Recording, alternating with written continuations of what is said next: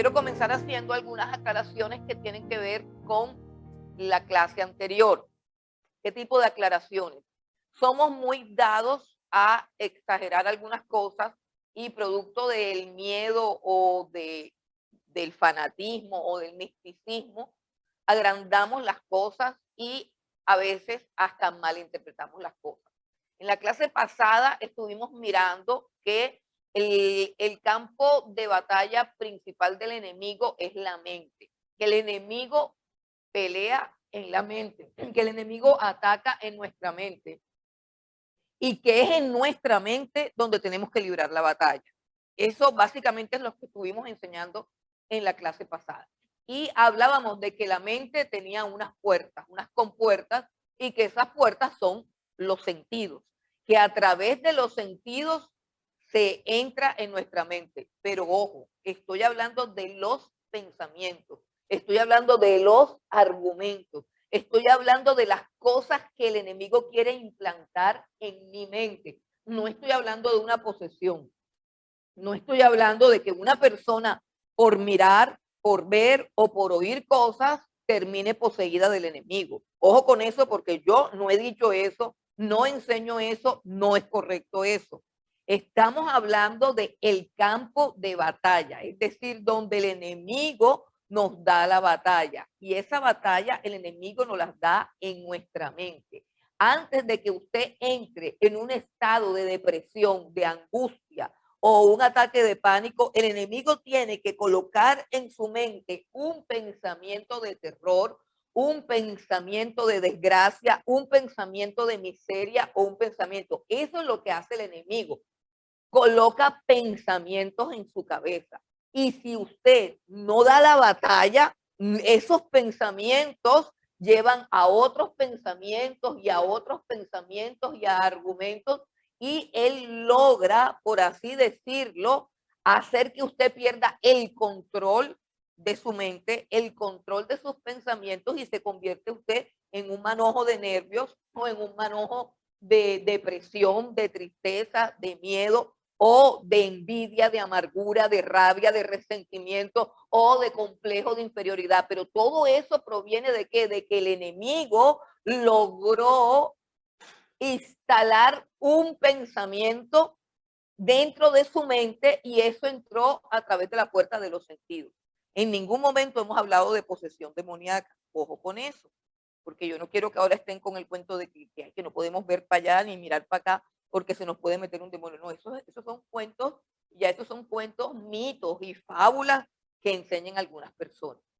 Entonces, con respecto a eso, es necesario que entendamos que ninguna persona puede ser poseída por un demonio, a menos que esa persona haga una invocación o una entrega o un pacto con ese demonio. Los demonios no pueden poseer a las personas. Los demonios ejercen una actividad que básicamente está enfocada a influenciar nuestro pensamiento, influenciar nuestras emociones y, por supuesto, influenciar nuestra conducta. Por eso es que hablamos de guerra espiritual, pero en ningún momento queremos decir que el cristiano, sobre todo el cristiano, está a expensas de que el enemigo pueda poseerlo. Eso no existe. Eso es totalmente imposible. Ningún cristiano verdadero, que es templo del Espíritu Santo, y esa es la enseñanza fundamental de la fe cristiana, que cuando hemos creído sinceramente en el Señor Jesucristo, no en una religión, no en una iglesia, no en una denominación, no en una doctrina, sino en una persona, en una persona. La diferencia entre esas cosas a veces parece muy sutil. Es decir, a menudo las personas, cuando se establecen en una comunidad religiosa y adoptan los credos o los principios teológicos o doctrinales que enseñan esa comunidad religiosa, y comienza a interactuar con el resto de las personas y entra como en un estado de simpatía con los demás o con el líder, puede llegar a creer que es cristiana, y no lo es. Realmente no lo es. El verdadero cristianismo comienza cuando usted tiene una experiencia genuina y verdadera con el Señor Jesucristo, una experiencia espiritual donde el Espíritu Santo de Dios llega a morar en su corazón y en su caminar. Usted se da cuenta que usted ya no es la misma persona y que no hay paso atrás. Es más, usted podría por algún motivo, por alguna circunstancia, abandonar la congregación donde eso sucedió, pero usted continúa siendo cristiano. Usted continúa siendo una nueva criatura. Si cada uno de nosotros contara dónde se convirtió y cómo se convirtió, nos vamos a dar cuenta que el lugar donde nos convertimos y la persona a través de la cual nos convertimos ya es algo como que pasó a la historia realmente. Ya es algo que pasó a la historia, fue algo que ya pasó, fue un instrumento, pero la experiencia con el Señor Jesucristo se mantiene a través de los años y se intensifica con los años, como cualquier relación. Entre más conoces a la persona, entre más cercanía y entre más intimidad tienes con ella, pues la relación se hace más fuerte, más sólida, y en el caso del cristianismo, la relación se transforma, porque toda relación transforma, toda relación transforma. Entonces, no es posible que ningún cristiano pueda ser poseído por ningún demonio. Yo no hago claridad en estas cosas porque por lo general, hermanos, el público cristiano que busca estudiar la palabra de Dios no pertenece a esos círculos evangélicos donde se practican algunas cosas como que sacarle demonios todos los fines de semana a las mismas personas. Yo nunca me pude convertir en una iglesia así, pero sí conozco de muchos hermanos que asistieron a iglesias donde todos los domingos le sacaban demonios, inclusive a los líderes. Y entonces el líder vomitaba una cosa verde y fue que le salió un demonio, estaba endemoniado porque no sé qué y porque no sé cuándo. Eso no es posible. ¿Qué pasará? No sé, pero no es posible. Lo más seguro es que esos líderes no son verdaderamente cristianos. Es lo más seguro. No es posible. Y no lo estoy diciendo solamente, porque doctrinalmente eso es imposible. No lo estoy diciendo porque la Biblia enseña que el que es templo del Espíritu Santo no puede ser templo de las tinieblas, que no hay comunión entre la luz y las tinieblas, que no hay comunión entre Jesucristo y los demonios. O sea, la Biblia enseña que eso es imposible, pero es que no solamente es que la Biblia lo enseñe, sino que yo tengo testimonio en mi propia vida de que eso es así, de que eso es así. Si hay alguien aquí que tenía demonios adentro, esa era yo. A mí nadie me puso la mano, a mí nadie me tumbó, yo nunca jamás vomité, nunca, nada más me pasó que yo estaba sentada y la palabra de Dios llegó a mi vida, el Señor Jesucristo entró a mi vida. Ese momento lo recuerdo claramente, cuando el Señor Jesús entra a mi vida y todo lo demás sale. Así de sencillo. Por eso yo creo firmemente en la verdad. Y cuando una persona no ha sido libertada por la verdad, tal cual como el Señor Jesucristo lo dice, conoceréis la verdad y la verdad los hará libres, es porque sencillamente no le ha abierto ni los oídos ni el corazón a la verdad, sino que continúa siempre en la esfera de las emociones, en la esfera de las emociones. Entonces, un cristiano no puede ser poseído. Si tienen alguna pregunta con respecto a esto, si tienen alguna inquietud, si tienen algún caso, algo que esté en su mente que quieran objetar, bien lo pueden hacer porque sería enriquecedor. Pero de verdad que ningún cristiano puede ser poseído por ningún demonio. Bueno, eso está claro, ¿cierto? ¿O tienen alguna duda? Bueno, si llega a pasar es porque realmente nunca fue templo del Espíritu Santo. Pero los cristianos sí son oprimidos, atacados y sobre todo, hermanos, sobre todo, la parte más difícil no es el ataque de Satanás.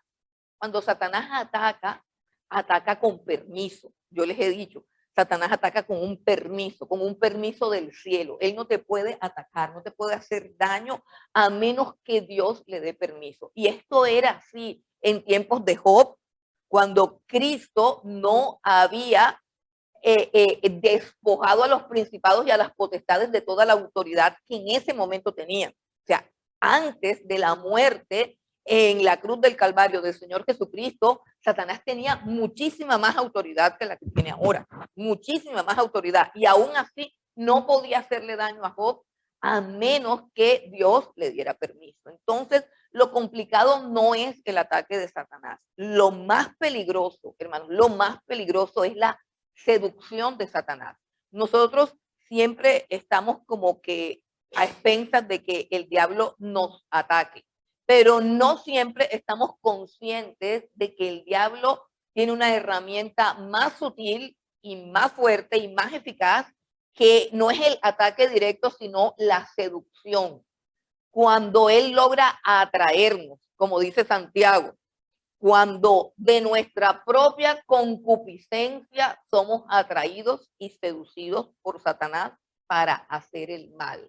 Esa seducción es la más peligrosa, porque allí no está de acuerdo Dios. Es decir, Dios no está de acuerdo con ese tipo de seducción. De hecho, hay un salmo que dice que Dios nunca dará nuestro pie al resbaladero. El mismo Santiago dice que cuando alguien sea tentado, no le eche las culpas a Dios, porque Dios no tienta a nadie. Es decir, Dios nunca coloca una cascarita para ver si me caigo. Dios nunca me va a hacer una pregunta capciosa para ver si me equivoco. No tiene esa mentalidad Dios. O sea, Dios nunca me va a poner cerca de una situación pecaminosa para seducirme. No, el que siempre va a hacer eso es Satanás. Ese es el que siempre va a hacer eso. Dios, al contrario, me dice, si tu mano derecha te es ocasión de caer, es decir, si hay un área en tu vida donde se manifiesta una debilidad, si tienes debilidad con la lujuria, si tienes debilidad con la lengua, si tienes debilidad con la carne, si tienes debilidad con la envidia, si tienes, o sea, si tienes debilidad con la avaricia, es decir, ¿cuál es tu debilidad? Y lo que dice el Señor Jesucristo es que no te quedes ahí en el borde donde puedes caer, sino que te alejes, que nunca estés en el límite de donde tú puedes resistir. Lo que el Señor Jesús dice es, si es tu ojo derecho, sácatelo. Si es tu mano derecha, córtatela. O sea, el Señor Jesús nunca te pone al borde de una tentación, al borde de algo que te pueda seducir. Seducir es diferente a atacar. Cuando a uno lo atacan, uno se defiende. Pero cuando a uno lo seducen, a uno simplemente lo cogen desprevenido. Nadie se da cuenta cuando es seducido. Entonces, eso es lo que hay que tener mucho en cuenta. Vamos a mirar, eso fue lo que vimos la semana pasada. Recuerden lo que dijimos de los demonios, que los demonios buscan lugares desiertos, lugares vacíos. Los demonios se van a los lugares desiertos, a los lugares vacíos. Recuerden lo que hablamos al principio. Hay algunas personas que de pronto no comenzaron con angeliología, de lo que hablamos en el principio, cuando habían dos cosas que forman parte de las actividades de Satanás, y es el principio del vacío, el principio de las tinieblas. Cuando la Biblia dice que la tierra estaba desordenada y vacía y las tinieblas estaban sobre la faz del abismo. O sea que en todo lugar donde se da ese principio de vacío, ese principio de sin sentido, sin propósito, o sea, la palabra vacío significa algo que no está siendo utilizado para nada, algo que está ahí sin sentido ni razón. ¿Recuerdan cuando hablábamos de esa parte? Y que son principios espirituales que operan de igual manera tanto en lo físico como en lo espiritual. Si tú tienes algo que no usas, si tienes algo vacío, si tienes un tarro viejo, si tienes algo que no le estás dando uso, todas esas cosas producen ¿qué? Producen el deterioro, producen la ley de la entropía, la ley de que todo lo que no se usa se atrofia, se deteriora. Eso también es una ley espiritual. Entonces, los demonios, dice que el Señor Jesucristo explica ahí que cuando el demonio sale de una persona, que una persona es liberada y el demonio sale de la persona, entonces dice que el demonio va a lugares que desiertos. A ellos les gusta el vacío, a ellos les gusta el desierto. Y cuando no encuentra reposo, ya no encuentra reposo en el desierto, regresa nuevamente a la persona de donde salió, a su antiguo hogar. Así dice la escritura, así dice el Señor Jesucristo. Y lo llama su antigua casa. Lo llama su antigua casa. Entonces piense usted en su experiencia de conversión. De pronto, si usted era casa de algún demonio anteriormente, antes de que Jesús viniera a morar en su vida y en su corazón, ¿qué moraba en su corazón? ¿Qué cosas gobernaban su vida? ¿Qué cosas gobernaban su mente? ¿Qué cosas gobernaban su corazón antes de que Jesucristo viniera? Piense en eso, ¿cierto? Para que usted entienda de dónde lo ha sacado el Señor Jesucristo y cuáles son las puertas que usted tiene que cerrar para no volverlas a abrir nunca jamás. Entonces, dice que el demonio regresa otra vez a su casa y la encuentra vacía. Y la encuentra desocupada. Y es más, la encuentra decorada. Algo así dice, utiliza una palabra. ¿Cómo? Limpia y adornada. Desocupada y adornada. Entonces, ¿qué sucede? Pues que se instala con 7 amigos más. Y el postrer estado viene a ser peor. Entonces, ¿qué nos enseña eso? La palabra de Dios nos enseña que uno no se convierte así en un culto emocionante donde usted echó un lagrimón, lloró, hizo la oración de fe y ya salió. Pero no, que ese es un proceso y es un proceso de discipulado. Un proceso donde su mente tiene que ser transformada. Su mente tiene que ser transformada y tiene que ser transformada por la palabra de Dios. Quiero que miremos algo.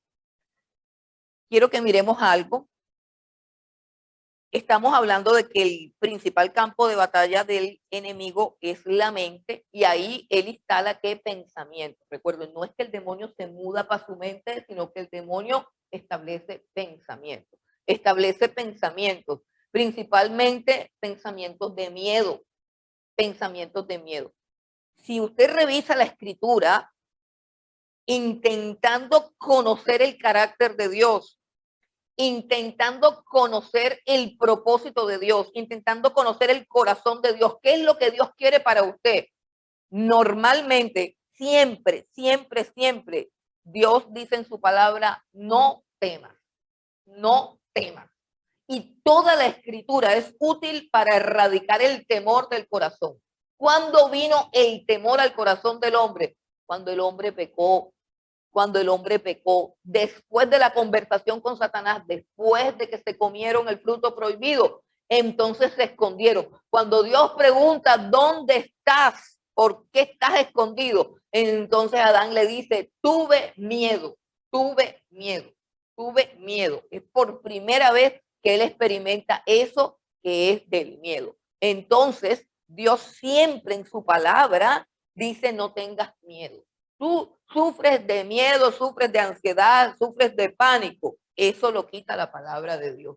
Es gratis. Es impresionante ver cómo los cristianos visitan el psicólogo y el terapeuta hoy en día para resolver cosas que con 10 minutos de meditación en un versículo bíblico se pueden quitar. El problema es la incredulidad. El problema es la incredulidad. Reemplace el psicólogo por 10 minutos al día de Biblia, por repasar los pensamientos de Dios, por meditar con los pensamientos de Dios, por introducir en su mente la mente de Dios. Este libro es la mente de Dios. La mente de los hombres es una mente que ha sido interceptada por las tinieblas. Toda nuestra mente, sin que veamos películas de miedo. Sin que veamos películas de miedo. Hay gente que sale a la calle y tiene miedo de que la atropelle el bus. Hay gente que se sube al bus y tiene miedo de que se pase y el bus la deje donde no es. Y eso parece un miedo estúpido. Pero yo conozco muchas personas paralizadas por unos miedos absurdos y ridículos. Y están paralizadas por esos miedos. ¿Quién colocó esos miedos en nuestra cabeza? Miedos de cosas que nunca suceden. Pero a pesar de que nunca suceden, el miedo persiste y nos enferma y nos limita y nos agobia. Y lo que te da miedo nunca pasa. Pero consiste. Entonces hay que ir al psicólogo, hay que ir al terapeuta, hay que tomarse la pastilla, hay que hacer una cantidad de cosas cuando no hacemos lo que tenemos que hacer, oír la voz de Dios. El miedo, el sentimiento de inferioridad, el sentimiento de inferioridad. A casi nadie le gusta reconocer sus sentimientos de inferioridad, sobre todo en esta época que supuestamente es una época de superación personal. Y todas las iglesias, todo está lleno de motivadores, coaching, o sea, todo es saca el campeón que hay en ti, tú puedes, y estamos enfocados en una sarta de mentiras. Escuche, mentiras. ¿Por qué son mentiras? Porque usted no es ningún campeón. Porque eso es mentira, porque Dios no resuelve los problemas de inferioridad diciéndote cosas que no son. Entonces, a mí personalmente me da una tristeza, perdonen que lo diga, pero me da una tristeza de ver personas que tienen acceso a las escrituras y que alimentan su ego con frases humanistas.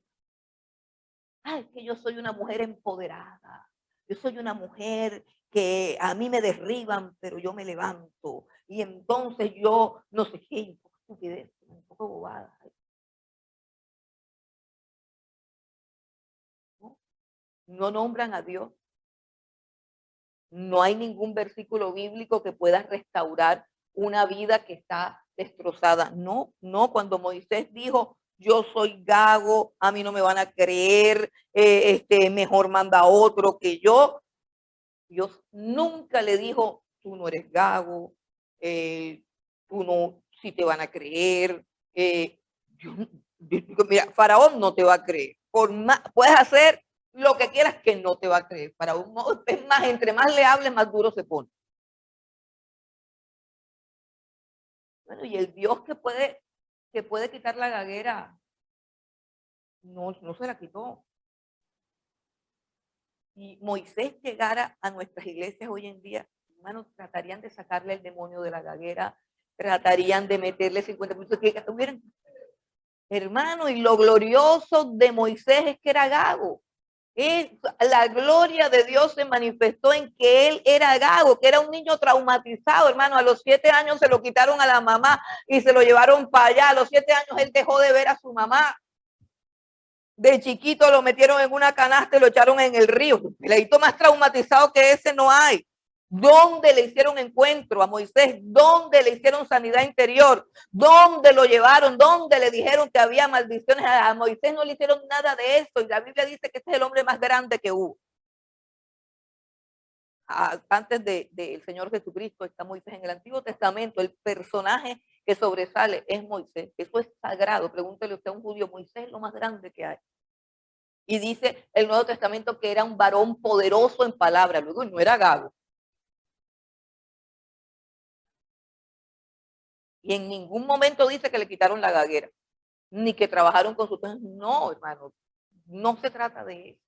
No se trata de eso. Siempre estamos con el enfoque equivocado, el enfoque humanista, el enfoque ridículo y absurdo que realmente no nos lleva para ningún lado. Usted no es ningún campeón, yo no soy ningún campeón. Yo soy una persona frágil, me enfermo, me deprimo, pelo el cobre, a veces meto la pata. Y los que me conocen aquí ya saben que un poco gente se ha ido porque no me han soportado. ¿Y yo por qué me voy a poner a decir que yo soy un campeón, que es que yo soy? Yo no soy nada de eso, hermano, sino que Dios está conmigo y me usa. Eso es todo. Que la gloria de Dios un día vino sobre mí. ¿Por qué? Pues porque a él le dio la gana. Pero nosotros pasamos todo el día echándole psicología al ego, psicología al ego. Y eso es mentira. Todo lo que decimos es realmente mentira. Mentira. Mentira. Entonces, como nosotros sabemos que eso es mentira, vivimos como una farsa. Pasamos todo el día en el muro del Facebook diciendo que somos poderosos ahí con todos los filtros puestos, porque no nos aceptamos como somos. Todo es una farsa, hermano. Entonces, ¿qué pasa? Yo me pregunto, esas personas que se toman fotos con filtro y que ponen que ellos son Superman, ¿qué hacen cuando se miran en el espejo sin maquillaje? Puede ser traumático.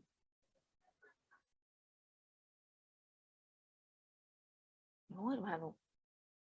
Yo me amo porque Dios me amó. Yo tengo valor porque Él me redimió.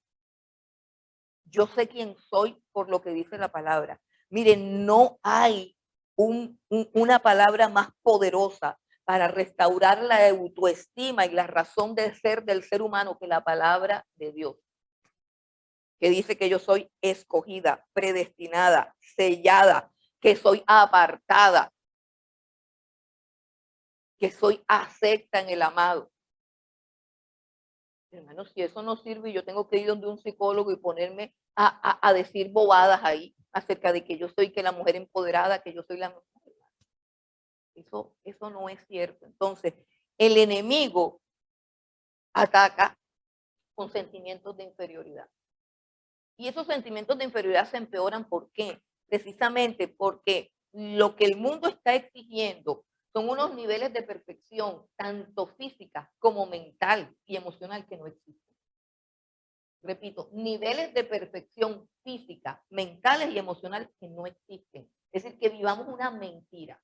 Que vivamos una mentira. Entonces, por eso, cuando usted cierra el celular y se encuentra con la verdad de que usted físicamente no es perfecto, emocionalmente, realmente usted no se siente como Superman.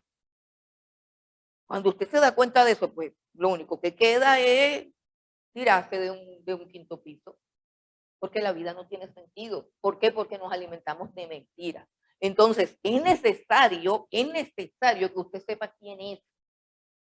Eso es necesario, porque eso es lo que el enemigo va a atacar. ¿Quién es usted? Porque si el enemigo lo logra convencer de que usted no vale nada, ya lo tiene derrotado. Ya lo tiene derrotado. Sentimientos de inferioridad. Luego, sentimientos de condenación. La culpa. La culpa. Tanto tú como yo pecamos todos los días, así sea de pensamiento. Así sea de pensamiento. Cada día que pasa siempre hay una rayita abajo, no dimos la talla. Quisimos hacerlo mejor, pero no lo logramos. Pero estamos en un proceso. Estamos en un proceso. Entonces, ¿qué es lo que hace el enemigo con esas fallas? Si yo no tengo la cabeza llena de la palabra de Dios, si yo no tengo mi mente clara con respecto a mi justificación, a mi adopción, a mi propósito, a lo que Dios ha hecho en mi vida, ¿qué pasa? Que establece en mi corazón un sentimiento de culpa, un sentimiento de condenación que hace que yo me aparte de los hermanos, que hace que yo me aparte de Dios, que hace que yo no busque su rostro, que hace que aunque yo estudio la Biblia y creo, me han enseñado que somos salvos por la fe, que somos justificados por gracia, de todos modos yo me siento sucio, me siento culpable y me siento condenado. Esa es la batalla del cristiano todos los días, todos los días, todos los días. Esa es la gran batalla. Utiliza también la difamación, utiliza también la enemistad. Todas estas son herramientas del enemigo. ¿Cómo utiliza la difamación? Pues coloca un pensamiento en tu cabeza, o una persona llega y dice, Claudia dijo que tú eras un tal por cual, y tú escuchas eso, y tanto Claudia como la persona que te está llevando el recado de lo que Claudia dijo son instrumentos de Satanás, para que tú comiences con un proceso de enemistad, de rabia, de enojo. Bueno, Satanás trabaja con prejuicios, con prejuicios. Todos los esquemas mentales que nos limitan son prejuicios. Por lo menos hoy me llegó yo no sé cómo se llama eso, un video, un TikTok, una cosa de esa, diciendo que era algo así como que decían, si crees que la Iglesia Católica es la única religión que está enredada en problemas de pedofilia, entérate que el budismo también, y comienzan a hablar de una cantidad de casos de problemas de pedofilia y de depravación que han salido a la luz del budismo con ocasión de lo que hizo el Dalai Lama con un niño. Entonces se está destapando toda una olla podrida. Entonces mis hermanos, que no son cristianos, pero dicen que lo son, me escriben y me dicen, ay, mira lo que dice aquí. Entonces a lo que yo les contesto es que todas las religiones realmente son falsas, porque las religiones son ideologías humanas que se establecen en la mente para hacerte creer ideologías humanas respaldadas por Satanás, que se establecen en tu mente para hacerte creer que tú eres salvo si perteneces a esa religión o si practicas esto o practicas lo otro. Entonces, esas religiones y todas esas doctrinas producen en nosotros prejuicios. Les pongo el ejemplo del apóstol Pedro. El apóstol Pedro fue escogido por Dios, por el Señor Jesucristo, para que fuese el primer pastor de la primera iglesia cristiana. Y Dios habló claro, el Señor Jesucristo resucitado, habló claro cuando le preguntaron acerca del reino, que se iba a establecer el reino en Israel o si qué, y Jesús dijo, no les toca a ustedes conocer las sazones, eso no es el asunto, pero recibirán poder y me serán testigos. Y el Señor Jesucristo dijo claramente dónde serían testigos. Me serán testigos en Jerusalén, en Judea, en Samaria y hasta lo último de la tierra. Eso fue una clase clara que el Señor Jesucristo en persona resucitado dio a todos los discípulos y dice que duró 40 días enseñándoles todas estas cosas. Pero ¿qué sucede?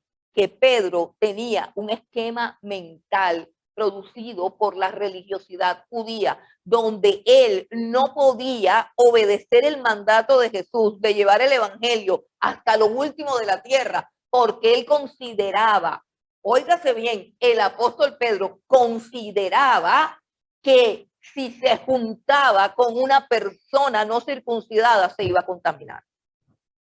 Y eso lo tenía limitado mentalmente. Y el Señor quiere salvar a Cornelio. O sea, Dios ya está, porque recuerden que el Señor Jesucristo lanzó una sentencia contra Israel y el pueblo de Israel como tal, a excepción del remanente que se convirtió a Cristo, el pueblo de Israel como tal fue desechado por Dios en ese momento. Hubo como un divorcio, una ruptura, y el Señor Jesucristo en su propósito se abre a la iglesia gentil, abre y lleva su evangelio, quiere llevar su evangelio a los gentiles, porque la iglesia iba a ser gentil. Pero lo que hay en la mente del Señor Jesucristo no cabe en la mente del apóstol Pedro. ¿Y por qué? Porque la religiosidad judía diabólica que mató al Señor Jesucristo, porque los que matan al Señor Jesucristo son los fariseos, los que están endemoniados son los fariseos, los que quieren crucificarlo son los fariseos, y ellos tienen que validar todos esos deseos con el Imperio Romano, pero no es Roma, es la religión judía la que quiere matar al Señor Jesucristo. Es allí donde habita Satanás, al interior de las religiones. Entonces, ese prejuicio que está implantado ahí en la mente del apóstol Pedro no permite que la iglesia avance. Y el Señor Jesucristo le muestra a Pedro una visión. ¿Recuerdan la visión del tapete que baja con serpientes y animales inmundos? Y Dios le dice, Pedro, mátalos y cómetelos. No, yo no puedo hacer eso porque yo nunca he comido nada inmundo. Y toca, digámoslo así, porfiar en una visión para que él pueda obedecer. El Señor le dice en la visión, le dice, hay unos hombres que te están buscando, unos hombres que había enviado Cornelio, un romano. Y dice, ni se te ocurra decirles que no. Dice, no dudes en ir con ellos. No dudes en ir a su casa. Porque él tenía unos esquemas de prejuicios religiosos que no le permitían juntarse con nadie. Hermano, todas estas cosas, ¿quién las pone? Satanás. Los prejuicios religiosos, los prejuicios raciales, el racismo, las ideologías que nos dividen, que nos separan, y todo lo que hay en mi mente que me hace creer que yo soy superior a otro o todo lo que hay en mi mente que me hace creer que una persona, quizás por su estrato social o por su educación o por el color de su piel o por la textura de su pelo o por lo que sea, es inferior a mí. Y todas las veces que un ser humano cualquiera o cualquiera de nosotros puede sentir desprecio, animadversión, rechazo por cierto tipo de personas, está actuando ahí un prejuicio, un prejuicio. Y esos prejuicios son como unos complejos mentales que están establecidos en una sociedad, en un pueblo, en una nación, en una cultura. Por eso es que es necesario estudiar la palabra de Dios, hermano. Cuando uno estudia el Sermón del Monte, cuando uno estudia la Biblia, nos damos cuenta que el cristianismo es una contracultura, que si nosotros nos comiéramos toda la palabra de Dios, no nos pareciéramos en nada al mundo, ni siquiera pudiéramos tolerar ningún elemento del mundo.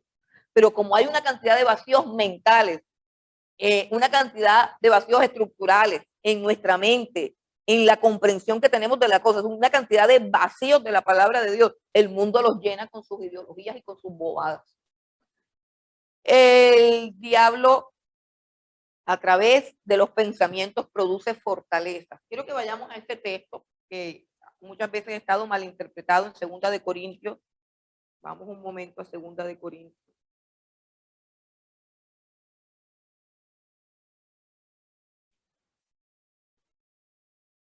Segunda de Corintios capítulo 10, versículo 4.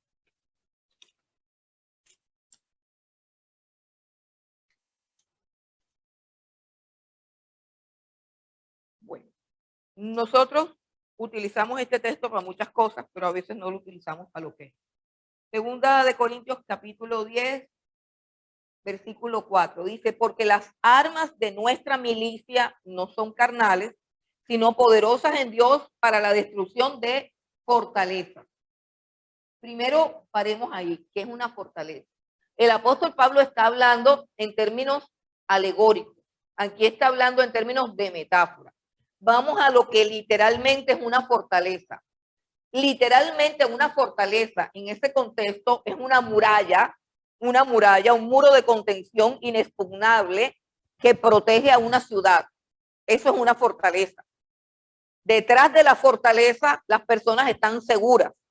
El enemigo no puede atacar una ciudad mientras esté rodeada de una fortaleza. O sea, son murallas que tienen metros y metros de ancho. O sea, son murallas que no pueden ser perforadas. Por eso se llama fortaleza. Y esa es una palabra clave en la Biblia, porque la Biblia siempre la va a usar en el Antiguo Testamento cuando nos muestra la sombra de las realidades espirituales que nos mostraba a Josué derribando, por ejemplo, los muros de Jericó.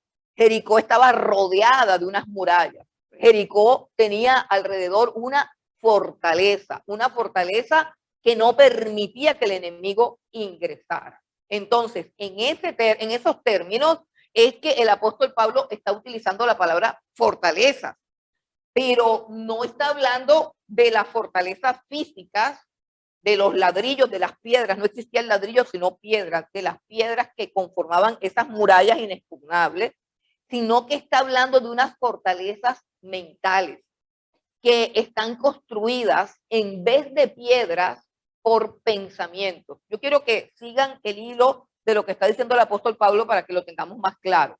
Dice, porque las armas de nuestra milicia no son carnales, sino poderosas en Dios para la destrucción de fortalezas. Y nosotros pensamos, se nos ha enseñado a veces, que es que nosotros tenemos que derribar esas fortalezas como quien va y ataca algo externo. Algo externo. O sea, entonces yo voy a derribar una fortaleza que hay allá. No, es una fortaleza que tengo acá. Miren lo que lo dice la palabra de Dios. Destrucción de fortalezas, derribando argumentos. ¿Y ve cómo se destruye la fortaleza? Versículo 5. Te dice la manera, en el versículo 5, el apóstol Pablo te dice la manera como se destruyen las fortalezas, las armas espirituales que van a derribar esas fortalezas. Y en el versículo 5 te dice cómo es que se destruyen. Entonces dice, derribando argumentos y toda altivez que se levanta contra el conocimiento de Dios y llevando cautivo todo pensamiento a la obediencia a Cristo. Eso es lo que sucede en una mente que es discipulada, en una mente que es instruida, no en las visiones de ningún gurú, sino en la palabra de Dios, en la palabra de Dios. Que usted tenga la Biblia abierta, que usted no esté ahí como hipnotizado, ay, ¿verdad? Y eso es así que va, no, hipnotizado, no, que usted tenga la Biblia abierta y que la palabra de Dios esté entrando a las fortalezas que usted tiene. Su mente, cuando usted se convierte a Cristo, su mente es una fortaleza. Usted ha adquirido pensamiento. Un pensamiento más otro pensamiento se convierte en un argumento. Los argumentos están hechos de pensamiento. Cuando te van a exponer una ideología, comienzan a lanzarte un pensamiento. Luego ese pensamiento lo encadenan a otro pensamiento y luego agregan otro pensamiento y establecen una ideología. Las ideologías son colocadas en tu mente y se convierten en una fortaleza. ¿Quién coloca esas fortalezas en tu mente? El enemigo. ¿Para qué? Para que cuando venga la palabra de Dios no pueda entrar. No pueda entrar. El feminismo es una fortaleza. El comunismo es una fortaleza. Todas las ideologías que hay, por ejemplo, el gnosticismo, en estos tiempos del apóstol Pablo, una de las fortalezas mentales más grandes era el gnosticismo. ¿Por qué? Porque el gnosticismo, que todavía funciona en las mentes de algunas personas místicas, el gnosticismo decía que la materia era mala y el espíritu era bueno. Y eso era una fortaleza. ¿Por qué? Porque si Cristo se encarnó, no podía ser bueno. Tenía que ser malo porque era carne. Porque comía, porque caminaba, porque hablaba, porque podía ser visible. Entonces no podía ser divino, no podía ser santo, no podía ser perfecto, porque él era carne. Y la palabra de Dios, el evangelio que decía que Cristo era Dios encarnado, que venía a morir por los hombres, entraba y chocaba con una fortaleza producida por el gnosticismo, la fortaleza más grande de esa época, que todavía existe. Todavía existe. ¿Por qué? Porque hay personas que creen que con el cuerpo pueden hacer lo que les da la gana, porque finalmente la salvación es del alma. Y todavía hay doctrinas que dicen que el cuerpo es el que peca, pero el espíritu es santo y está escogido para el cielo. Como si los muertos en el cementerio se levantaran a pecar porque son cuerpos. No, pecan cuando está todo junto, el alma, el espíritu y el cuerpo, es cuando se produce el pecado. Entonces, todas esas son fortalezas y no se destruyen ni ayunando, ni gritando, ni que te subas encima de la persona y le aprietes el estómago. No, no salen las fortalezas. Eso queda aquí en la mente. Las fortalezas son derribadas cuando tú permites que la palabra de Dios entre en tu vida y comienzas a destruir todas las fortalezas que hay en tu mente, todas tus creencias, todas tus convicciones. Ojo con lo que estoy diciendo.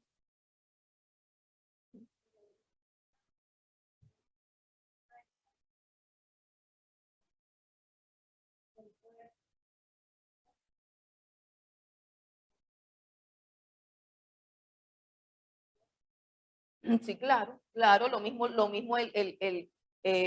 todas estas doctrinas de la reencarnación y de todas esas cosas son fortalezas. Son fortalezas. ¿Por qué? Porque es que yo de pronto yo hice algo malo y entonces por eso reencarné en una persona colombiana, pero si yo me porto bien, yo en mi próxima vida voy a nacer por allá en Inglaterra y seguro soy prima del príncipe de no sé qué. Y así sucesivamente. Entonces hay que tener cuidado con el gato porque tú no sabes si el gato es un tío tuyo que hizo algo malo.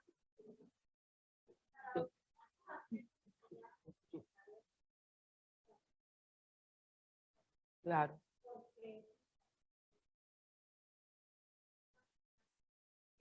Uh -huh. Ujú. Ujú.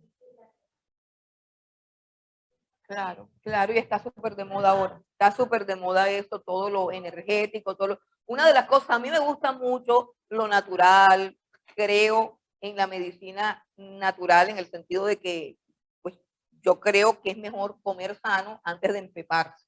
Eso es lo que yo creo. O sea, yo creo que si uno está enfermo porque está comiendo mal y no está durmiendo, pues lo mejor es cambiar la dieta y dormir bien que empeparse. Eso es lo que yo creo, hasta ahí creo yo. Pero una de las cosas que yo veo es que todos estos médicos que están saliendo ahora, que abogan por una buena alimentación, por un estilo de vida sano, no sé qué, andan con un poco de cosas acá, con unas pepas negras, con unos rosarios, con una cosa, y le ponen como cierto asunto místico y espiritual al asunto, que yo digo, está como sospechoso. Entonces, mejor uno no se mete de lleno en todas esas cosas que te pueden llevar a otro lado.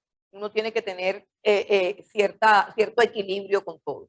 Entonces, les decía que el apóstol Pablo habla de las armas de nuestra milicia y no son precisamente reprender al diablo ni nada, es la exposición de la palabra de Dios, la enseñanza de la palabra de Dios en una vida, en una mente, que tú permitas que entre en tu mente la palabra de Dios.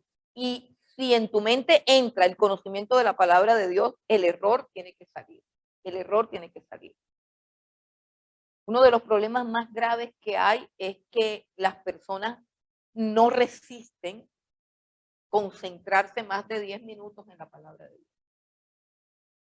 Ahí el enemigo está atacando a las personas. Ahora puede ser que es que tú vas a estudiar la palabra de Dios a las 10 de la noche, te levantaste a las 4 de la mañana y te quedas dormida. Eso no es el diablo.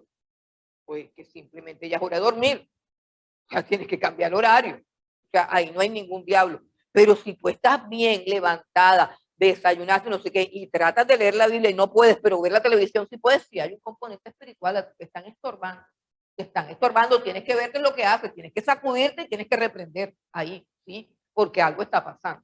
Algo está pasando. ¿Por qué? Porque apenas entre la palabra de Dios a tu vida, la mentira se va.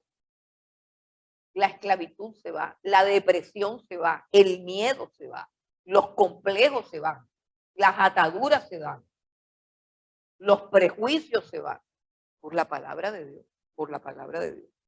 Bueno, continuemos. ¿Cuál es la solución? Romanos capítulo 12, versículo 1 y 2. Subraye, esa es la solución. El problema es que el remedio funciona si te lo tomas. Si tú miras el remedio, o sea, hay gente que cree que con repetir algunas cosas ya te va a resolver todo. No, no hay ningún remedio que funcione con tú mirar el frasco. No, el remedio funciona con que tú te lo tomes. Aquí dice claramente Romanos capítulo 12, y vamos a leer el 2 y el 3. Dice, no se conformen a este siglo, sino transfórmense por medio de la renovación de vuestro entendimiento para que comprueben cuál es la voluntad de Dios agradable y perfecta. No, bueno, antes de eso, perdón, lo que tenía que leer era el 1 y el 2. Dice, así que hermanos, os ruego por las misericordias de Dios que presentéis vuestros cuerpos en sacrificio vivo, santo, agradable a Dios, que es vuestro culto, ¿qué? Racional. Quiero decirles que ahí no se refiere al culto del domingo. Ese texto no se refiere al culto del domingo. Ese texto se refiere a una forma de vida donde yo sacrifico mi cuerpo. Sacrifico mi cuerpo de qué manera? No le doy lo que él quiere. Él quiere televisión, él quiere sueño, él quiere recreación, él quiere necedad, o sea, mi cuerpo quiere cosas vanas. ¿Qué le doy yo a mi cuerpo? El conocimiento de la palabra de Dios. Lo siento, por eso digo, el estudio de la palabra de Dios no puede ser lo que yo hago a lo último cuando ya estoy agotada. No, yo tengo que sacar un tiempo en que yo esté lúcida y eso es el sacrificio de mi cuerpo. Saco mi tiempo, cojo mi Biblia con disposición, voy a estudiar el libro de Corintios, o voy a estudiar el Salmo 1, pero con propósito, no es el oráculo chino. Aquí leí, sí, Judas se ahorcó. Señor, líbrame que yo no me ahorque. No son cosas estúpidas, no son cosas ridículas, son cosas que tienen que tener propósito. Es un culto racional. Racional significa lógico, de pensamiento, de que yo cojo el papel, el lápiz y bueno, esto es lo que yo estoy aprendiendo aquí, qué es lo que Dios dice en su palabra. Culto racional, culto racional. Presentemos nuestros cuerpos en sacrificio vivo, santo, agradable a Dios, que es nuestro culto racional. Luego dice, no te conformes a pensar como todo el mundo piensa. Hermanos, yo sé que somos enviados al mundo y tenemos que alcanzar al mundo, pero si tú te relacionas todo el tiempo con el mundo y te sientes como pez en el agua, relacionándote con el mundo, es porque tu mente no ha cambiado, tu mente no ha sido transformada y por eso tienes comunión. O sea, piensa en tu lugar de trabajo, piensa en las personas que te rodean, piensa en cómo transcurre tu día y cuáles son las palabras, la información que bombardea tu mente cada día. Y ahí tú puedes saber si tú estás siendo transformado o si estás estancado. Y si estás estancado y vacío en el sentido del conocimiento de la palabra de Dios, pues eres presa de toda la demoniera que hay suelta por ahí, que busca que tengamos depresión, que tengamos ansiedad, que tengamos ideas de suicidio, que oigamos voces extrañas menos la voz de Dios y que tomemos decisiones equivocadas. Entonces, la solución es permitir que la palabra de Dios entre a nuestra vida, trabajar junto con el Espíritu Santo para que Él nos transforme. Bueno, el segundo campo de batalla donde opera también Satanás es en el corazón, o sea, la sede de los afectos, la sede de las emociones, de los sentimientos, más que todo afectos y sentimientos, el corazón. La carta a los Efesios tiene un texto que nosotros conocemos, dice claramente, airaos, pero no pequéis, no se ponga el sol sobre vuestro enojo, ni deis lugar al diablo, ¿cierto? Ahí eso está claro. Está diciendo que el enojo sostenido y mantenido en el tiempo abre una puerta a Satanás. El enojo sostenido. Hay muchísimos ejemplos en la Biblia, pero el primero de ellos fue Caín. Se puso rabioso, se puso bravo, un enojo que no es exactamente como que un estallido de ira, sino un enojo interno.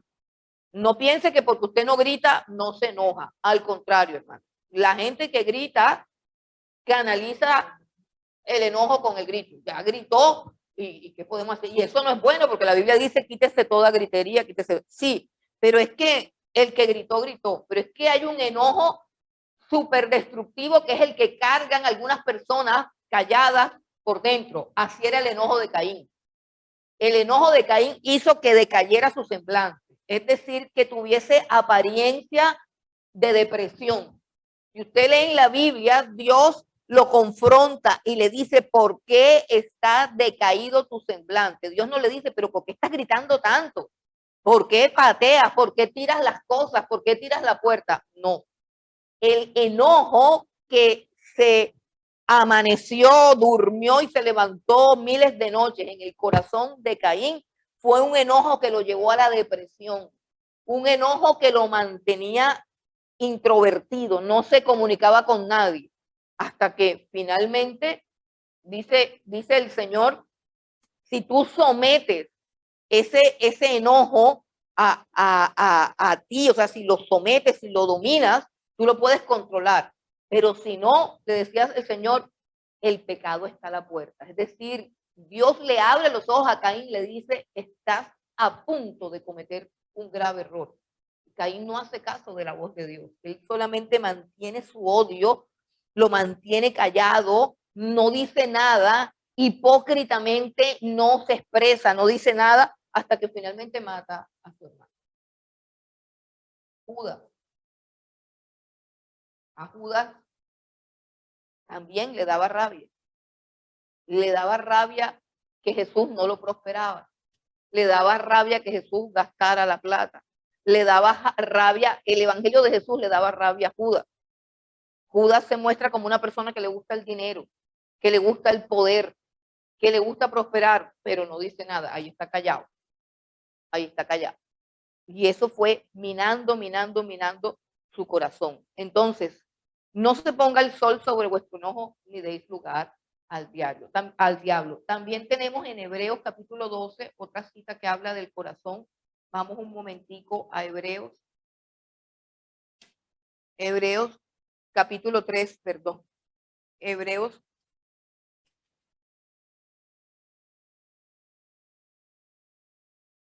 Dice, mirad, hermanos, que no haya en ninguno de vosotros corazón malo de incredulidad para apartarse del Dios vivo. En la incredulidad es algo silencioso, que está ahí en el corazón.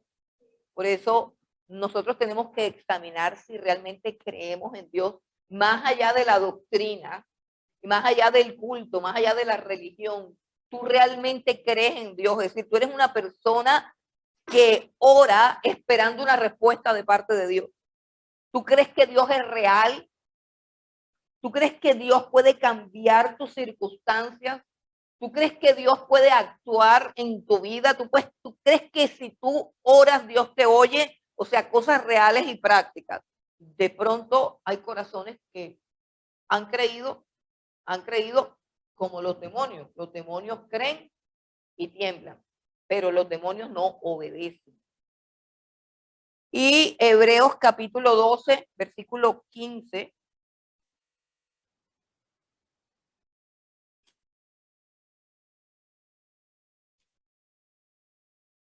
Dice, mirad bien, no sea que alguno deje de alcanzar la gracia de Dios, que brotando alguna raíz de amargura os estorbe y por ella muchos sean contaminados.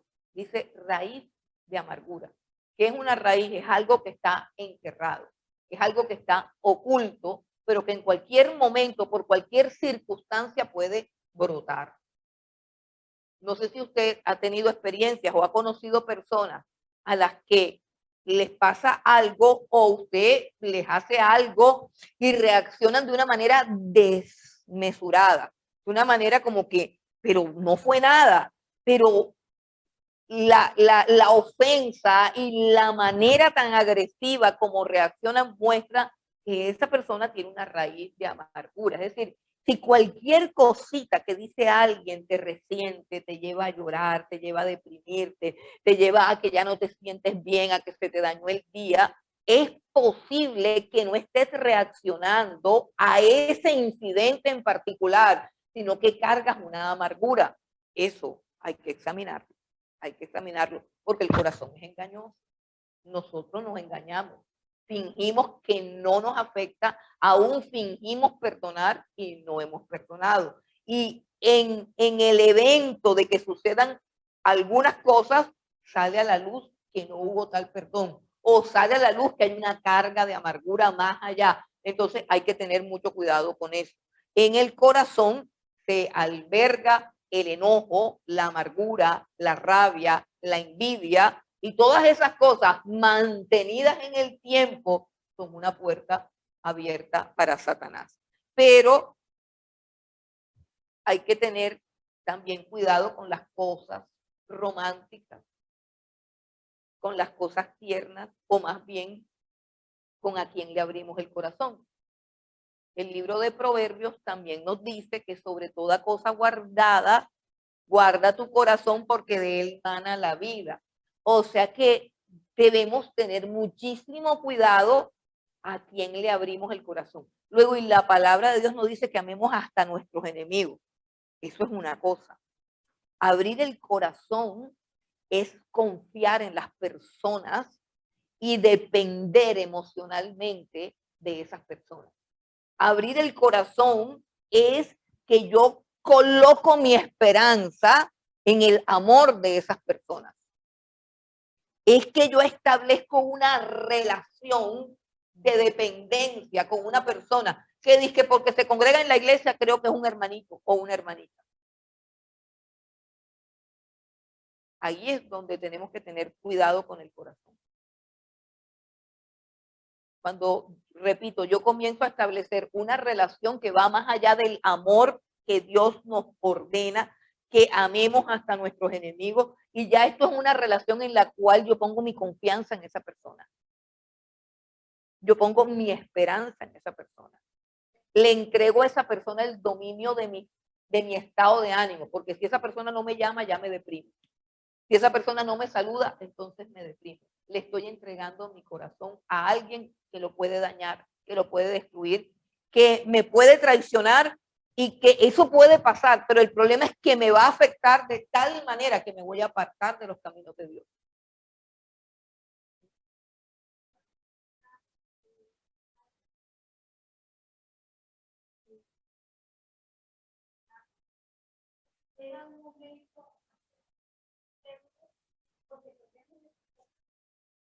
Claro, claro.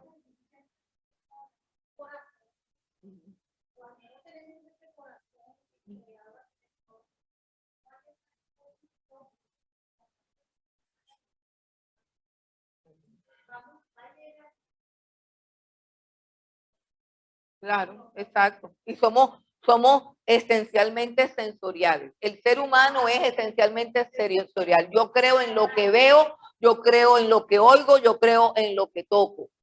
Para que yo pueda desarrollar la perfección espiritual, yo tengo que estar más tiempo con Dios, más tiempo con Dios. Mi tiempo de oración tiene que ser de calidad, porque solamente un tiempo de oración de calidad hace que mis sentidos, o sea, que lo espiritual trascienda mis sentidos. Lo espiritual está ahí. Yo soy templo del Espíritu Santo, pero el 80% del tiempo del día no lo siento. Sentir, estoy hablando de sentir. Por eso es que es tan importante el culto. El que se concentra en el culto siente la presencia de Dios. Hay gente que está en el culto amarrándose el zapato y mirando para ver quién llegó. Bueno, eso es imposible, no sienten nada, ni sienten, ni van a sentir, ni saben nada.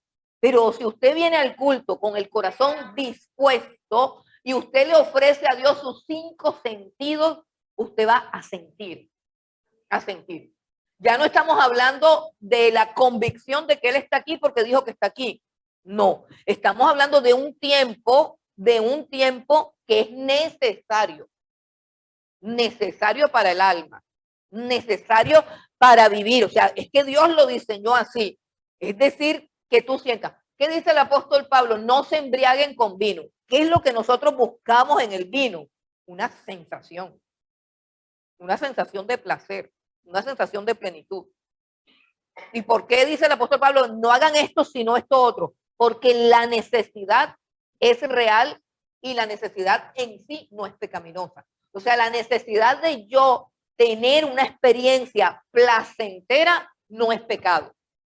Eso no es pecado, porque eso lo hizo Dios así. Entonces, ¿qué dice el apóstol Pablo? No se embriaguen con vino, que ustedes sean las personas más reprimidas de la tierra. Dice, no se embriaguen con vino, más bien sean llenos del Espíritu Santo, hablando entre ustedes con cánticos, con himnos, con cánticos espirituales, alabando a Dios y dando gracias. Si tú haces todo eso, tú vas a experimentar la presencia de Dios. Y no es que Dios llegue en ese momento, como dicen algunos, está cayendo, está descendiendo, no, ni está cayendo ni está descendiendo. Siempre ha estado ahí. Solo que en este momento tú has sintonizado tus 5 sentidos a la presencia espiritual de Dios de tal manera que lo has podido sentir. Y ese sentir es necesario para el alma. El alma tiene que sentir a Dios. Pero todavía, por eso que el apóstol Pablo dice, nosotros estamos en este cuerpo, estamos aquí en este tabernáculo, en algo que se está destruyendo. ¿Por qué? Porque es que este cuerpo a menudo no siente lo que tiene que sentir. Este cuerpo siente abandono, soledad, tristeza, debilidad, cansancio, desánimo. Estas son las emociones que nos gobiernan fácilmente. Fácilmente. A las 12 del día, usted con tremendo calor, usted, ¿qué siente? Nada. Nada bueno siente. nada bueno. Entonces, por eso es supremamente importante el tiempo de comunión con Dios, porque ese tiempo que yo tuve hoy, mañana se me olvida. Mañana se me olvida. Si yo digo, no, yo voy a encontrarme con Dios todos los jueves, ya, mañana es viernes, ya pues, a usted se le olvida. Usted puede terminar por allá en un bar borracho porque se le olvidó que usted es templo del Espíritu Santo, se le olvidó que Dios es fuente de gozo, se le olvidó que en su presencia y todo eso se le olvidó ya. Por eso es que hay que presentar el cuerpo en sacrificio vivo y santo en obediencia a Dios, que es un culto racional. Todo eso es con el cuerpo. Entonces, tengo que mirar, en otras palabras, tengo que mirar a quién amo, tengo que mirar de quién me enamoro.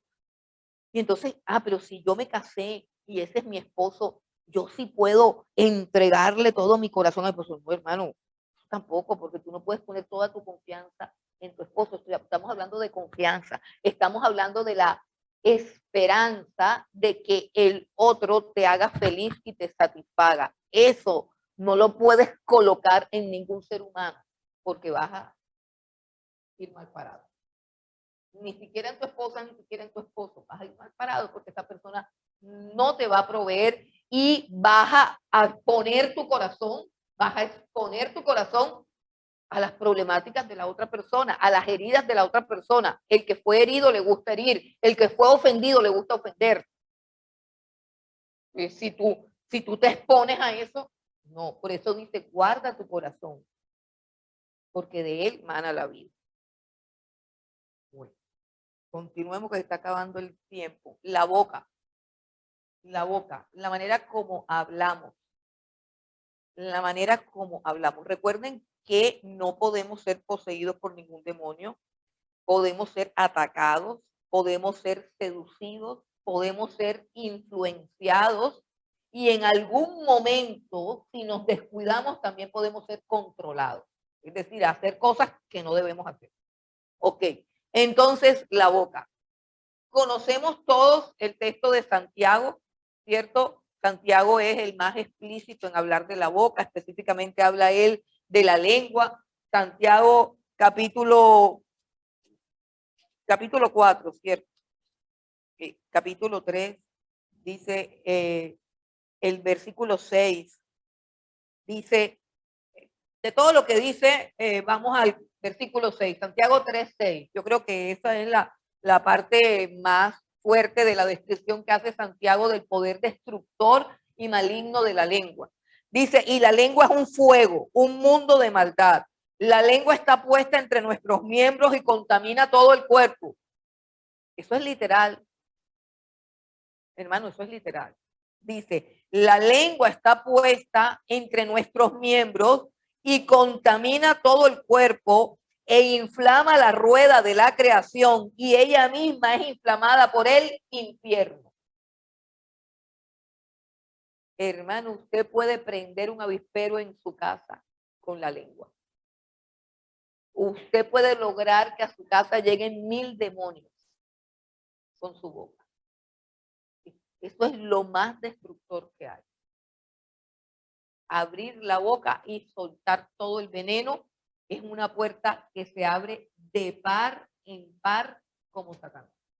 A Satanás. Una puerta abierta de par en par.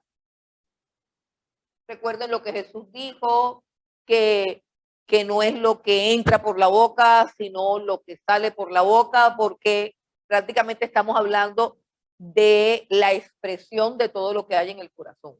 Pero al expresarlo, es decir, usted puede tener un corazón malo, usted puede tener un corazón con enojo, usted puede tener un corazón con envidia, usted puede tener un corazón con resentimiento, con falta de perdón, y eso está acabando con su vida. Pero cuando usted abre la boca y suelta todo eso, usted va a acabar con todo lo que hay alrededor.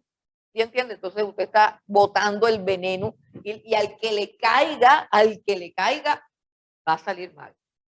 El que le caiga va a salir perjudicado. O sea, eso nos hace daño. Escuchar de la boca de las personas que nos rodean todo el odio y la maldad. Ese veneno llega. Uno tiene que ver después cómo se lo quita de encima, pero eso llega y eso hace daño. Por eso dice que inflama la rueda de la creación. Tenga cuidado, hay un proverbio que dice que no hay nada peor que vivir en la casa de una mujer rencillosa y gritona, todo ese cuento de el escándalo, la algarabía, la gritadera, bueno, eso es terrible, terrible, porque la boca tiene un poder que ha sido malinterpretado, pero sí tiene poder. Y es que hay un principio muy sencillo. La Biblia dice que Dios hizo los cielos y la tierra con la palabra de su poder. O sea, Él habló y dijo. Él dijo, hágase la luz, y la luz se hizo. Y nosotros fuimos creados a imagen y semejanza de Dios. Como criaturas, no tenemos la capacidad de crear cosas con nuestra boca. Pero nuestro hablar sí tiene poder, porque nuestro hablar es la expresión de la autoridad que Dios nos ha dado. Nosotros, a través de expresarnos y de hablar, es que ejercemos influencia o autoridad, para bien o para mal, en las personas. Eso es así. Si Adán hubiese hablado, el mundo no se hubiese destruido, el mundo no se hubiese dañado, el pecado no hubiese ingresado. Entonces, el hombre, el ser humano, la mujer y el hombre tienen un poder dado por Dios en su boca. Eso es cierto. Lo que es que tenemos que identificar en qué consiste ese poder. Vamos a Proverbios 18.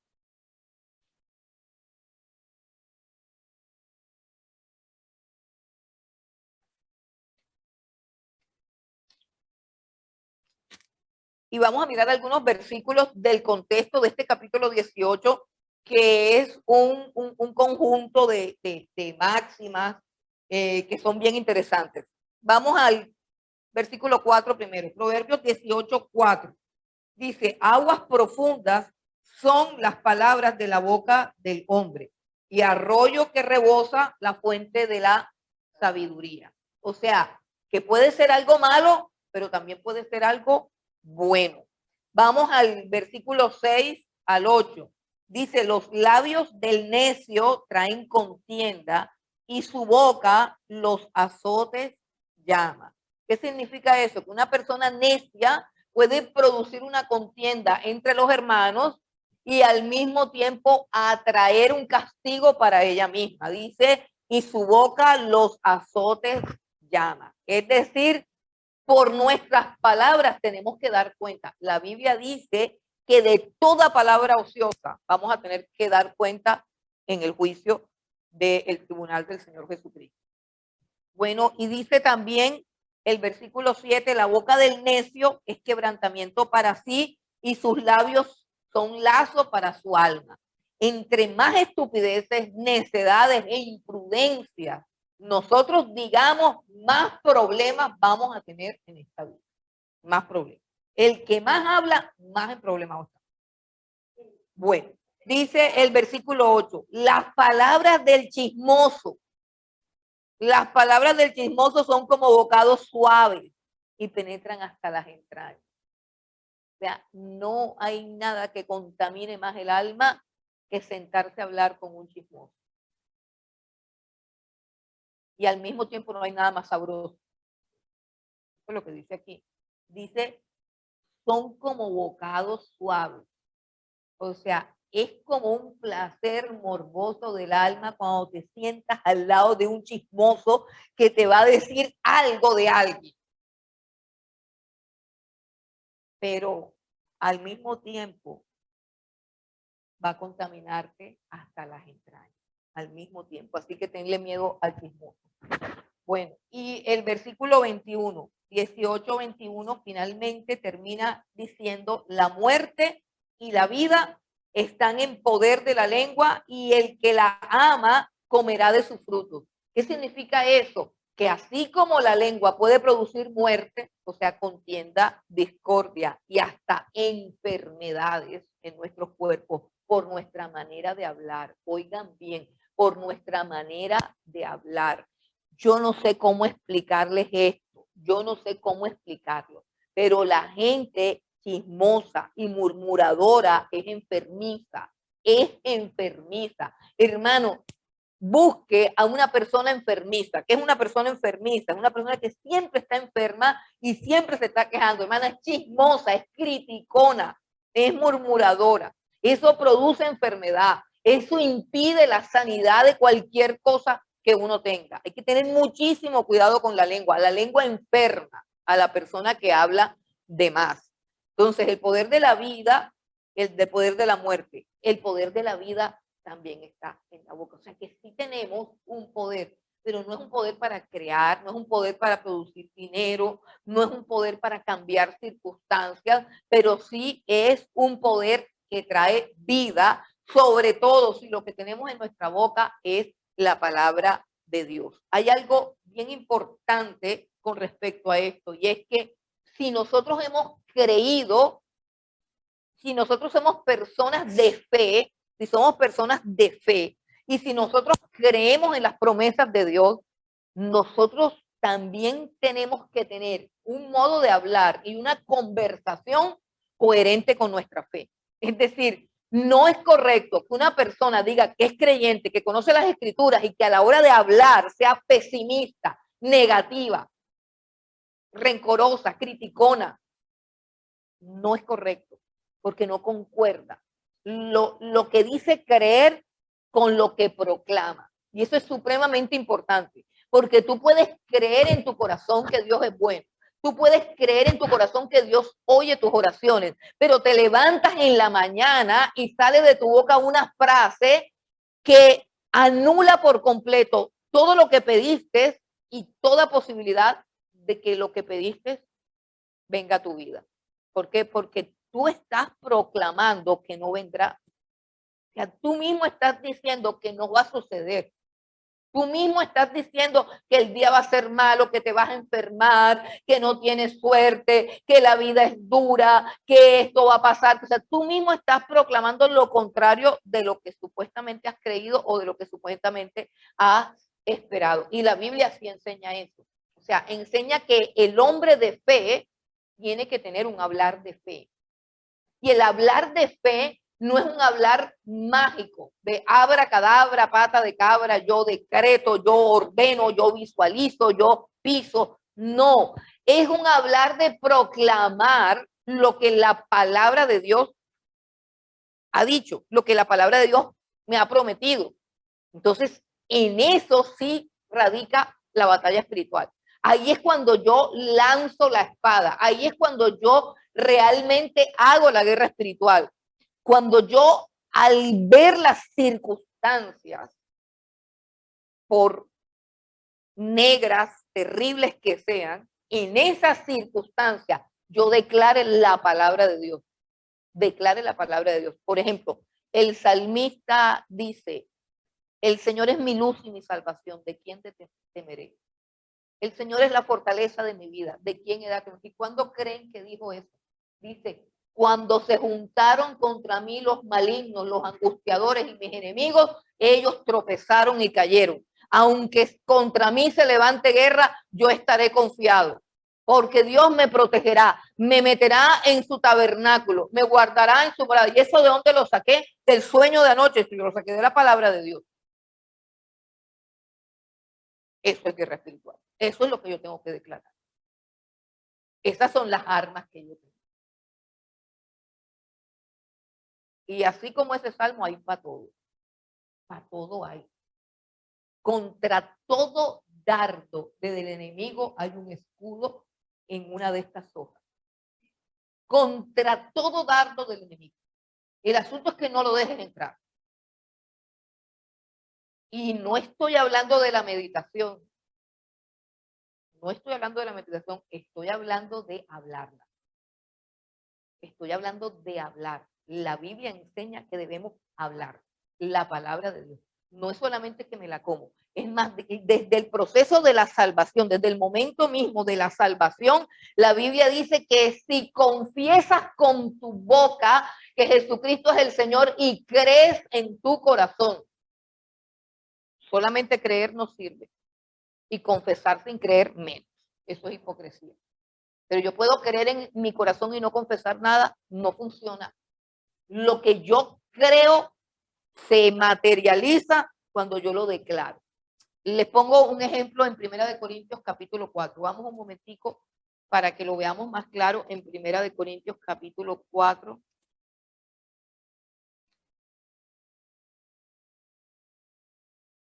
Mira lo que dice el apóstol Pablo, basado en un salmo, pero quiero que lo miremos aquí y no en el salmo, porque aquí el apóstol Pablo está utilizando este salmo para enseñarnos este principio, que la gente de fe habla con fe. Primera de Corintios capítulo 4, versículo 12 y 13. Dice, eso no es. Eso no es. Primera de Corintios capítulo 4, versículo 12. Ese no es el texto. El texto, ¿será que es la segunda? No me acuerdo. El texto es cuando él dice, nosotros también creímos por lo cual hablamos. Dice, creí por lo cual hablé. Ahora no me acuerdo si era el segundo.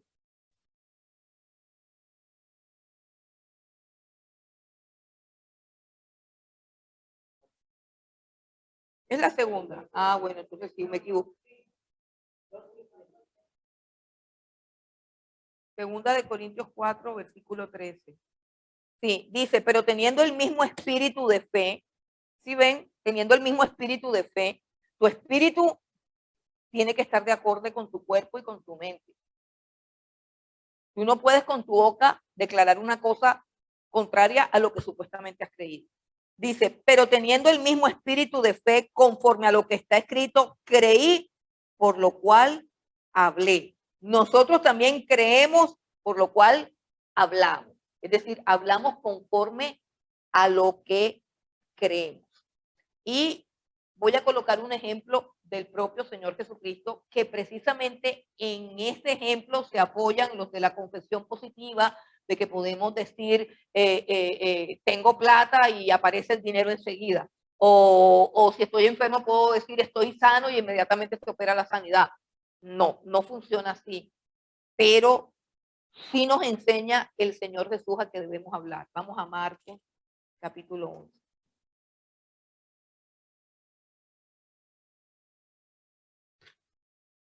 Cuando Jesús maldice la higuera, ¿recuerdan?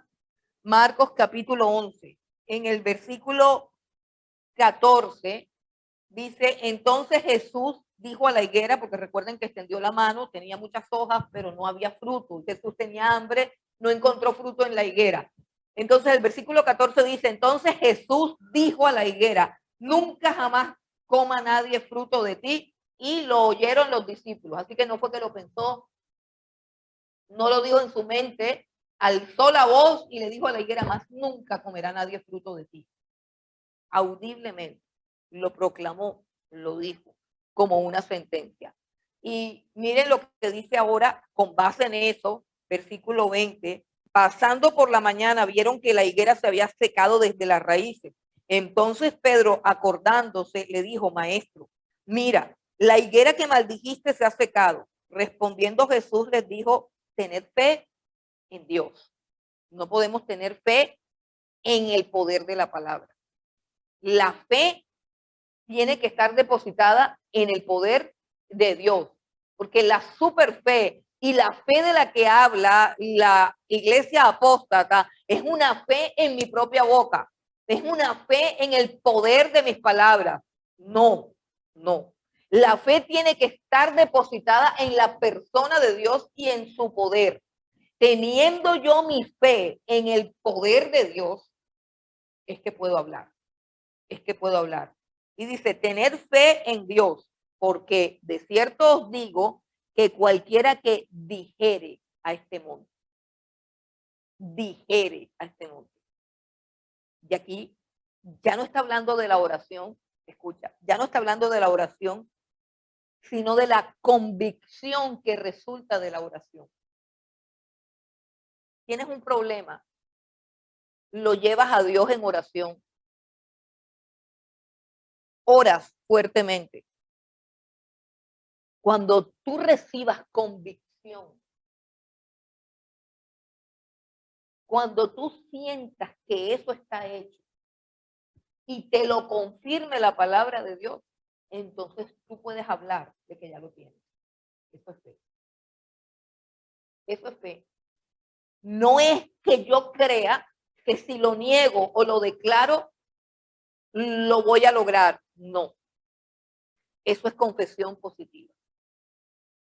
Creer que si lo declaro, va a ser. No. Tener fe en Dios es que voy a Dios, le pido lo que necesito, le lloro, me privo, espero. Y si yo soy una persona de oración y entiendo el mover de Dios y persisto en la oración, siempre va a llegar un momento de paz en que tú sabes que de alguna manera ya eso está hecho. Solamente esas no son cosas que tengan teología, esas no son cosas que tengan doctrina, eso pertenece al mundo espiritual. Usted ora y lo sobrenatural sucede. Y lo primero que sucede es que usted tiene paz y convicción para declarar, ahora sí, que ya lo tiene y que eso es un caso superado. Dice, porque de cierto os digo que cualquiera que dijere a este monte, quítate y échate en el mar, y no dudare en su corazón, sino creyere que será hecho lo que dice, lo que diga, le será hecho. Lo que diga, le será hecho. Y dice, por tanto os digo que todo lo que pidieres orando, creed que lo recibiré y os vendrá. Es como si Jesús fuera de atrás para adelante. Es decir, tú vas a la oración, te llenas de fe, Dios te convence de que eso es tuyo y entonces tú hablas. Y no hablas como aquel que considera, repito, que las palabras tienen poder, sino que hablas como aquel que sabe que Dios lo está haciendo y lo va a traer a la realidad. Y eso es diferente. Eso es diferente. Eso es completamente diferente. Entonces, ahí es cuando yo puedo hablar. Y yo puedo decir que estoy enfermo. Yo estoy enfermo, pero sé que Dios me va a levantar.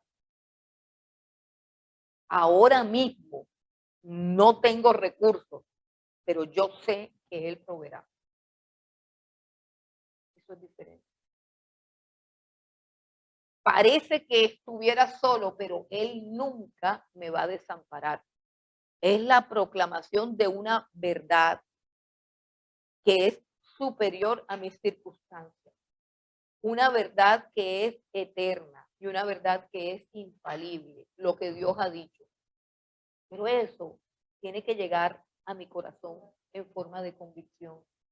Y eso sí no llega sino así es así. Eso nada más llega orando. Por eso el autor del Salmo 91 dice, el que habita al abrigo del Altísimo morará bajo la sombra del Omnipotente. Y dice, diré yo a Jehová, castillo mío y roca mía. O sea, yo le hablaré al Señor. Pero ¿cómo le habla al Señor? Porque ese Dios ha sido siempre el lugar de su refugio. O como dijo Elías, Señor, prueba que tú me has enviado y que yo soy tu siervo. ¡Pah! Y cayó fuego del cielo. Pero para que Elías dijera eso, hermano, tuvo que haber estado en la presencia de Dios. No lo dijo porque él diga, si yo lo digo, cae fuego del cielo. No, no. Es que él estaba en la presencia de Dios y cuando sale está convencido de que Dios va a hacer porque ya Dios se lo ha dado. Es que, a ver, Dios nunca te va a pedir algo que tú no puedes hacer. Creer, si nos vamos al punto sin volvernos filosóficos, creer es algo que también Dios concede a los que le buscan. Entre más lo busques, más vas a creer. Entre más ores, más vas a creer. Entre más conozcas su poder, más vas a creer. Y entre más te alejes, menos. Más rápido te enfrías, más te envuelven las cosas del mundo, menos percibes lo lo que llaman sobrenatural. Esa es la palabra favorita, lo espiritual. Dios es espíritu. Dios no es sobrenatural. Dios es espiritual. Y nosotros somos espirituales porque Él nos ha dado su espíritu. Los demonios y Satanás también son espirituales. Ellos no tienen cuerpo. Ellos son espíritus. Espíritus caídos, espíritus depravados, espíritus corruptos. Toda la batalla es un asunto espiritual. Yo tengo aquí todas las armas. Eso es lo que dice Efesios. Entonces vamos a Efesios y terminamos hoy con todo lo que nos han enseñado de la armadura del creyente, que usted viene y visualiza que se está poniendo un casco. No, eso no es. Usted ya tiene el casco puesto, si usted ha creído. Si usted ha creído. Vamos a Efesios. ¿Dónde está Efesios? Por acá. Efesios. Dice el versículo 10, Efesios capítulo 6, versículo 10, por lo demás, hermanos, por lo demás, pues si ve cómo llegamos aquí a lo último, por lo demás. ¿Y qué es lo demás? ¿Qué es todo lo que él acaba de decir? Todo lo que hemos dicho. Eso es guerra espiritual. Guerra espiritual no es pararte en un espejo y imaginarte que te estás poniendo el casco de la salvación, imaginarte y visualizar un escudo, imaginarte que te pones unos zapatos. No, no, no, no, no, no. ¿Quién sabe quién se inventó esa locura? No. Dice, por lo demás, hermanos míos, fortaleceos en el Señor y en el poder de su fuerza, vestidos de toda la armadura de Dios para que podáis estar firmes contra las acechanzas del diablo, porque no tenemos lucha contra sangre y carne, sino contra principados, potestades, gobernadores de las tinieblas de este siglo, contra huestes espirituales de maldad que están en las regiones celestes. Por tanto, tomen toda la armadura de Dios para que podáis resistir en el día malo y habiendo acabado todo, estar firmes. ¿Cuál es el día malo? El día malo es todo el tiempo que vivamos acá. Es el día malo. ¿Por qué ese es el día malo? Porque este es el día en que somos seducidos, influenciados, atacados, probados, perseguidos. Este es el día malo. Este día malo, ¿cuándo se acaba? Cuando estemos en su presencia. Entonces no podemos descansar. Dice, y que habiendo acabado todo, permanezcamos firmes. Entonces dice, está pues firmes, ceñidos vuestros lomos con la verdad.